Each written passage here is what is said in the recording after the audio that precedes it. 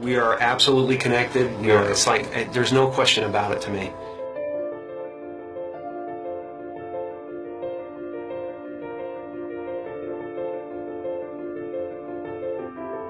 There's no separation. That's been physically proven by science.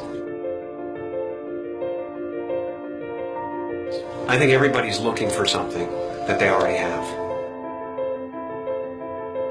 I think the reason that we don't notice it is because we are so distracted by the human levels of our experience. You might not actually be what you think you are. The fact that we are already enlightened, we're already complete, and it's just realizing that you're complete. So everything we do to each other, or everything we see in each other, is us seeing ourselves. And yet the one thing that remains is this feeling of existence. I'm not a human being that has consciousness. I'm consciousness that is shaped into a human being. All of us are energy. A human being is a very complex pattern of energy. I always have been that energy, and I always will be that energy. I know this conceptually. Why don't we feel it? And just like an ocean is water in motion, we can call a certain part of that ocean a wave, but it gives us the illusion that the wave is a separate entity in the ocean. But a wave is not in the ocean, a wave is the ocean. And similarly, we might not be waves. Maybe we're the ocean. Maybe all of us are energy, and we can realize that directly. All suffering is based on the illusory separation that there's an individual in the environment, that there's a person that has to survive, that this specific collection of 1,000 trillion atoms has to hold itself together. But if I realize directly that I am energy, and I realize that the body and the mind are a temporary manifestation of that energy, then I can fully accept the death of the body and mind as something that does not happen to me, because I was always energy and I always will be.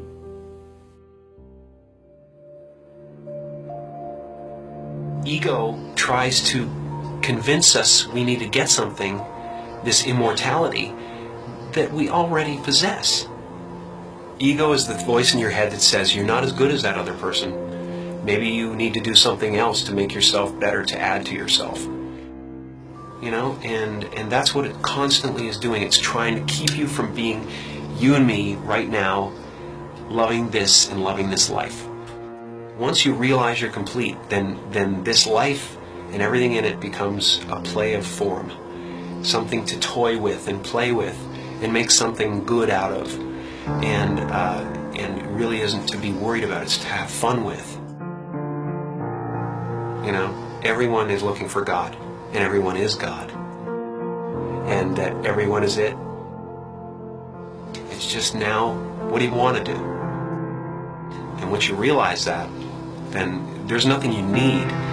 It's just play. You know, nothing you do is going to add anything to you. Right. And nothing you do is going to take anything away from you. So there really is nothing to do except to play. And so the only moment that mattered to us was right now.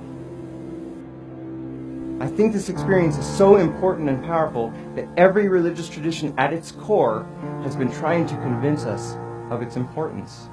And if it's true, if the true end of all human psychological suffering is actually possible, it is the most important thing science could be studying. Maybe it's possible that within our lifetimes we could actually eradicate human suffering. And what would the world look like then if every single one of us felt complete, felt whole, and felt interconnected? When you let go of individual survival, all of your priorities change because you actually see the entire world as your body. You see the suffering of others as your own suffering, and you want to help. Maybe the one thing that keeps us from actually solving all of the other problems in the world is this persistent, flawed thought that we are separate from the world. And maybe it's time we change our minds.